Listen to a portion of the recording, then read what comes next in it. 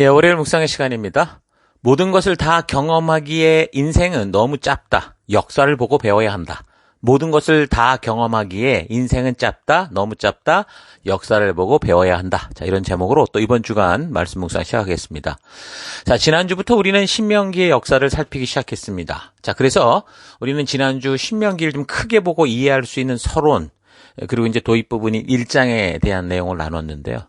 성경을 항상 읽고 살피기 전에 항상 내가 읽고자 하는 그 성경이 이게 이제 언제 어디서 누가 왜 적었는지를 먼저 아는 게 중요하다라는 거 여러분 절대 잊지 말고 항상 어떤 책을 살피기 전에 먼저 그런 부분을 잘 우리가 살펴야 됩니다. 그래서 책의 기록 목적을 알고 읽으면 뭐 책의 내용 중에 좀 이해가 되지 않는 부분이 있을 수 있어도 그래도 바른 방향으로 그게 이해가 가능하고 또 바른 질문들도 온전히 만들 수 있는 거죠. 자, 그래서 지금 가나안 땅의 주인이 될 출애굽 2세대들은 약 50세 이상의 사람들의 경우 어려서 이제 경험했던 출애굽의 그 시작을 조금 기억하겠지만 50세 미만의 사람들은 출애굽의 핵심적인 역사를 잘 알지 못했을 겁니다.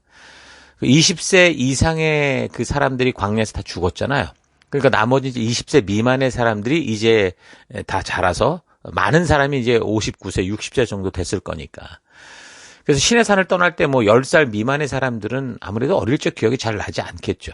그래서 그들은 자신의 민족이 이제 불과 사실 따져보면 40여 년 전에 그 400년 동안이나 그 털을 잡고 살던 그 이집트에서 끔찍한 고통을 당하며 노예 생활을 하며 도망쳐 나와야 했던 그런 역사를 경험하지는 못했고 또한 하나님이 이 죽음에 처한 백성들을 어떻게 그런 기적적인 역사로 인도하셨는지 뭐 10가지 재앙이라든가 또 극적으로 홍해를 건너는 일이라든가 광야에서 뭐 샘물이 터져 나오고 뭐 이런 일들 전혀 알지 못했던 겁니다.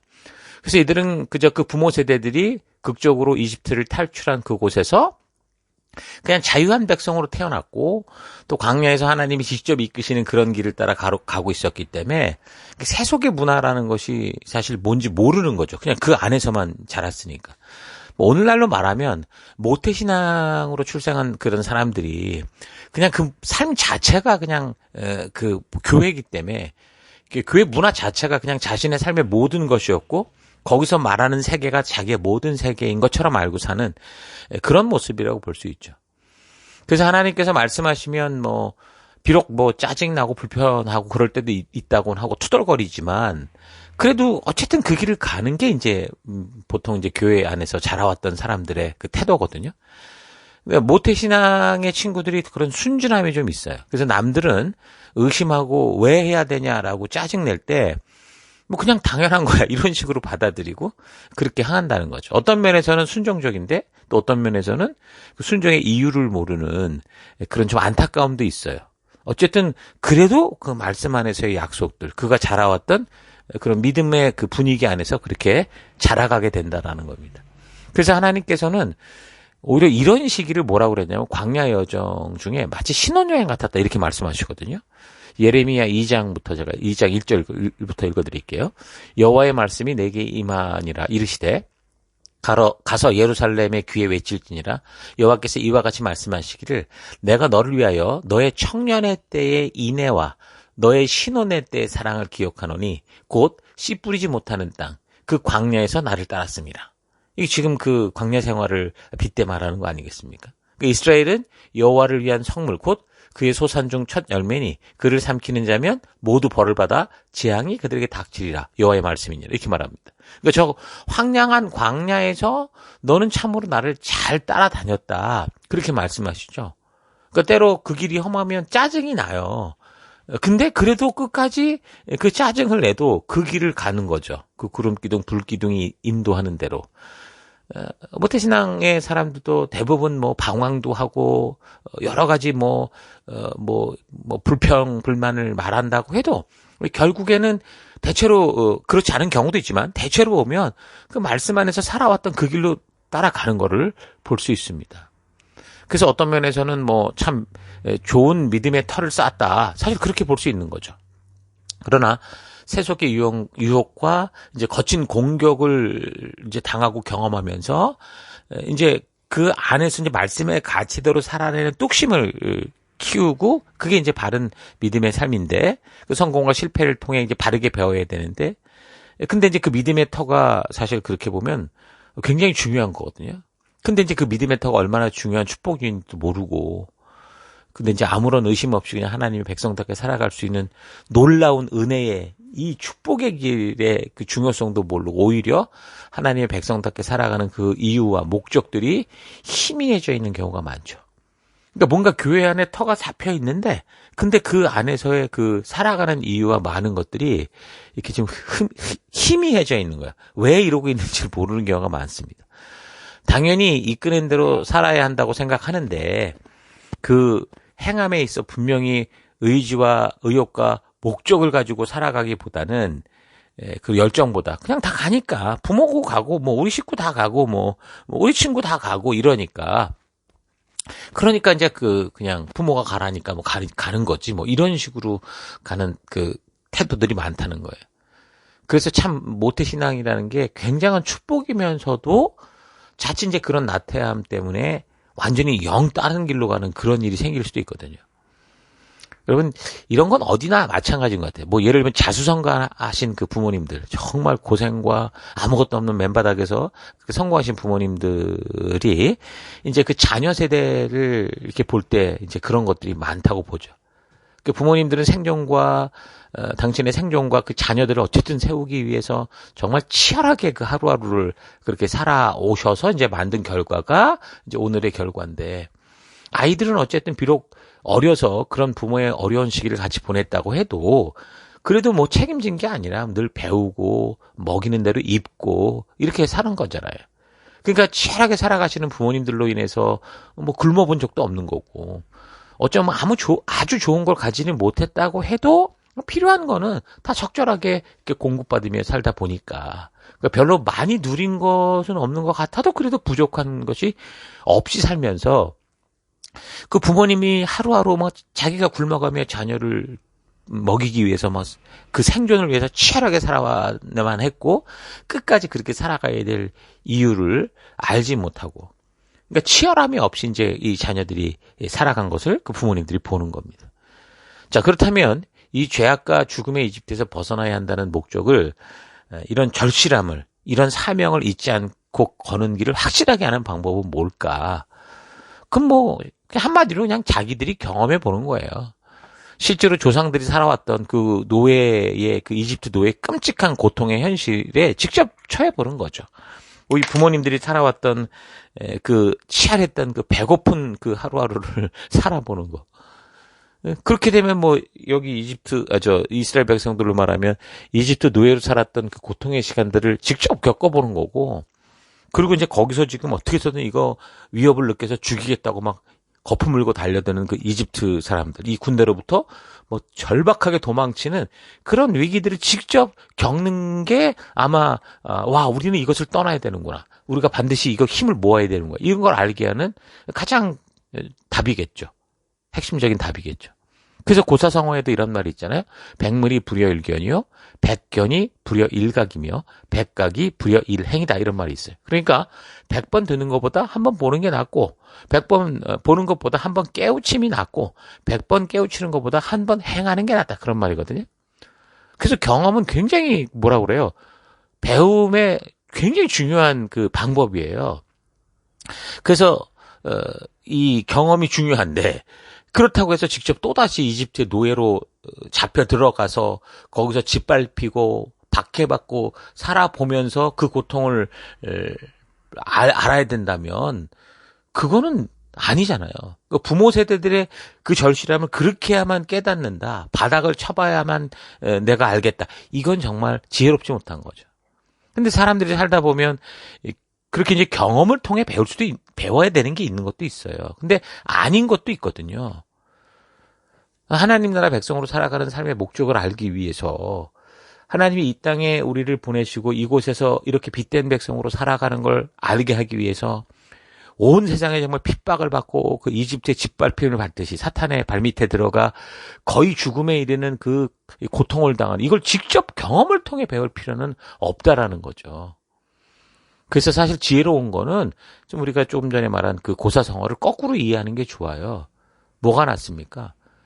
그러니까 행함으로 아는 것보다는 깨우침으로 아는 게 낫고, 깨우침으로 아는 것보다는 듣고 보고 배우는 게 낫다, 그 말인 거죠. 행하고 당해봐야만 안다라는 건 이건 참 고통인 거예요. 당하기 전에 깨달음으로 아는 게 좋고, 그래서 듣고 배울 때 바르게 아는 게 가장 좋은 거죠. 그래서 부모님들이 자녀들을 어떻게 교육합니까? 그들에게 위인전을 많이 읽히죠.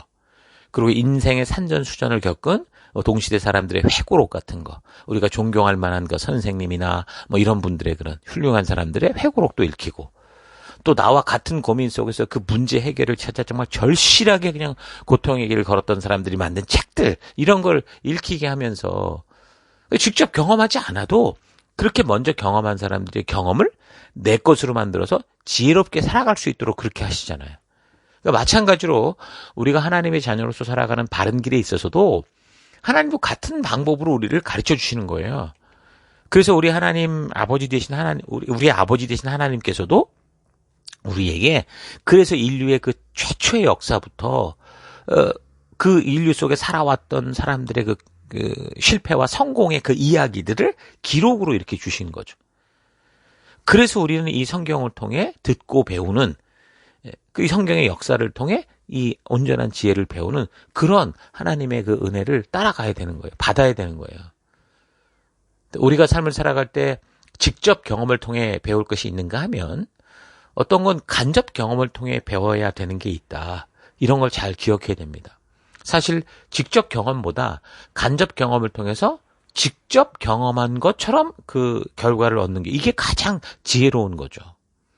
그러니까 전쟁의 아픔을 알기 위해서 이 세계가 또다시 세계전쟁으로 다 빠져가지고 서로가 서로를 잔인하게 죽이고 그 온 세계의 그 인프라들을 다 파괴시키는, 지금 러시아가 우크라이나에게 하는 그런 일들을 당해봐야 한다? 이건 아닌 거죠. 이건 절대 직접 경험해서는 안 되는 겁니다. 그래서 지나간 역사 속에서 벌어졌던 그 끔찍했던 역사들, 뭐 세계전쟁, 테러전쟁, 민족전쟁, 뭐 종교전쟁, 뭐 핵폭탄도 한번 터졌잖아요. 이런 걸 통해서 우리가 바르게 배워서 이제 다시는 그런 일이 반복되지 않도록 하는 게 지혜롭고 현명한 거라는 거죠. 그래서 지금 모세가 그 출애굽하는 이 세대들에게 그들이 걸어왔던, 왜 우리가 이 역사 속에 있는가라는 것들을 그렇게 되돌아보게 하면서 또다시 그 끔찍했던 그 과거로 돌아가지 않고 하나님이 주신 축복과 삶을, 그들의 그 이 선배들의 경험을 통해 더 보다 나은 길을 걸어갈 수 있도록 그 역사적 교훈을 말하고 있는 겁니다. 그래서 이제 모세는 신명기를 여는 1장에서 시내산을 떠나는 시기부터 이야기를 하는데, 그때 이제 이 많은 수의 백성들을 바르게 이끌기 위해서는 모세 혼자 하는 게 아니라 리더를 뽑는 그런 이야기를 하죠. 사실 이거는 뭐 신명기 지금 1장 9절에서 18절에 나오는데, 그런데 뭐 출애굽기 18장에서 처음 장인 이드로가 와서도 제안해줬던 그런 방법이었잖아요. 어쨌든 하나님이 이끄신 이 공동체 속에서 결국엔 모세만이 아니라, 그 사람만 유일한 리더가 돼서 나만 따라라 이런 게 아니라 모든 성도가 모세같이 돼서, 그래서 공동체 주인의식을 가진 리더가 돼야 된다, 이런 거를 얘기해 주기는 거죠. 오늘도 마찬가지입니다. 한 가정이, 또 한 교회가 그냥 리더 몇 명만, 엄마 아버지만 고통을 알고 뭐 그렇게 걸어가는 그런 길이 아니고요.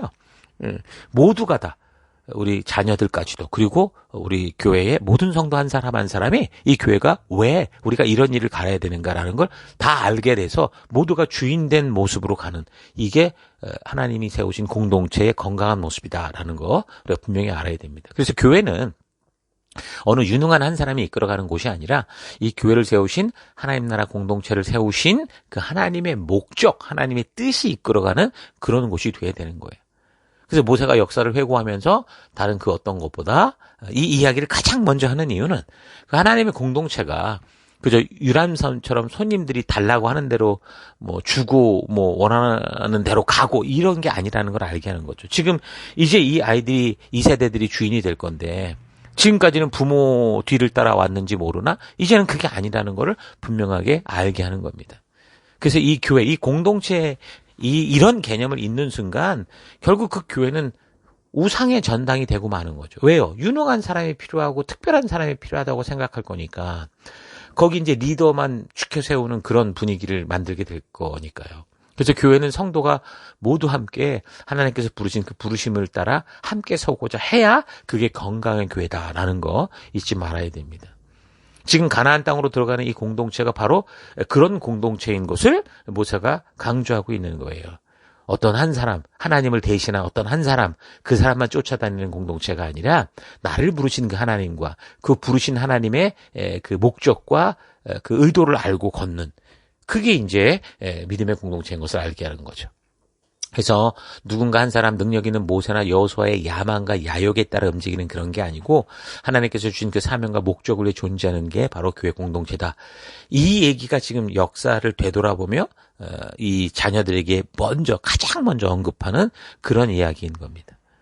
자, 그리고 이어서 모세는 시내산을 떠나 하나님이 가게 하신 그 가나안 땅 입구, 그 가데스 바네아에서 있었던 그 12정탐꾼들과 그로 인해 벌어졌던 그 역사를 이제 되새기면서 함께하는 공동체에서 누군가 부정적이 돼서 그것을 전체 공동체에 전염시킬 때의 위험성, 이걸 이제 교훈하는 거죠. 결국은 우리가 소망과 약속을 보지 못하고 자꾸 부정적인 것만 보게 될 때 결국 그 공동체가 위험 속에 있을 수 있다는 걸 말하는 겁니다. 이런 걸 볼 때 우리가 뭘 생각했어요? 다수의 의견이냐 보다 중요한 거는 저들이 지금 이루고 따르고자 하는 그것이 하나님의 뜻을 이루려 하는 것이냐, 아니면 저들이 요구하는 바의 뿌리 속에 그들의 탐욕과 욕심과 게으름과 나태함이 있느냐, 이걸 잘 분별해야 된다는 거였죠. 사기꾼들은 누구나 다 자기들 위해서가 아니라 다른 사람 위해서 좋게 하려고 한다고 이런 식으로 거짓말을 해가지고 사기를 치죠. 그래서 이제 거기에 이제 많은 사람들이 속는단 말입니다. 근데 사실 그 속는 사람도 잘 보면요, 자기 안에 바른 방법이 아니라 빠른 방법으로 유익을 얻고 싶은 그런 욕심이 있었기 때문에 속는다는 걸 우리가 분명히 기억해야 됩니다. 사기꾼이 말을 잘하고 나를 위한 것처럼 너무 말을 잘해서가 아니라 사실은 내 안에 바른 방법이 아니라 나도 좀 빠른 방법으로 쉽게 가고 싶다, 이런 마음이 있기 때문에 속는다는 거죠. 자, 분명한 것은 하나님 주신 사명이 그래서 어떤 한 사람을 통해 이루어지는 게 아니고 모든 성도가 다 함께 하나님의 부르심을 분명하게 듣고 모두가 그 공동체의 주인의식을 가지고 다 같이 모세가 되어 나아가야 된다라는 거, 이거를 분명하게 또 모세가 알게 하고 있습니다. 그래서 오늘 우리 교회도 마찬가지인 거예요. 어떤 리더가, 어떤 목사가 그냥 이끌어가는 교회가 아니라 우리 목사나 리더가 할 일은 우리 모두가 주인 됐다라는 이 주인의식을 주는 거고, 바른 성경에 이 가치를 주는 거고, 그래서 모두가 주인이 되어 그 길을 걷는 우리가 돼야 된다라는 거 잘 기억했으면 좋겠습니다. 어쨌든 지난주 살핀 1장의 내용들이 이런 거였는데 여러분들의 삶 속에서 그런 분별력 있는 삶을, 그 눈을 가지고 우리가 살아가고 있는가 좀 계속 점검하며 나아갔으면 좋겠어요.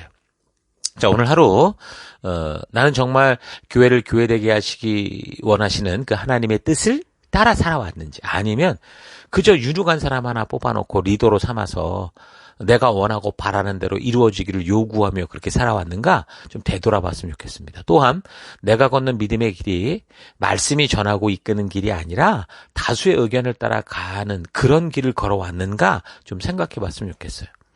믿음으로 살아가는 길은 오직 하나입니다. 하나님께서 말씀하시고 이끌어주는 길이에요. 그래서 그 하나님께서 말씀하신 예수님이 하나님께로 가는 유일한 길이요, 진리요, 생명이 되는 거죠. 이것을 믿는 믿음이 우리를 구원에 이르게 하는 겁니다.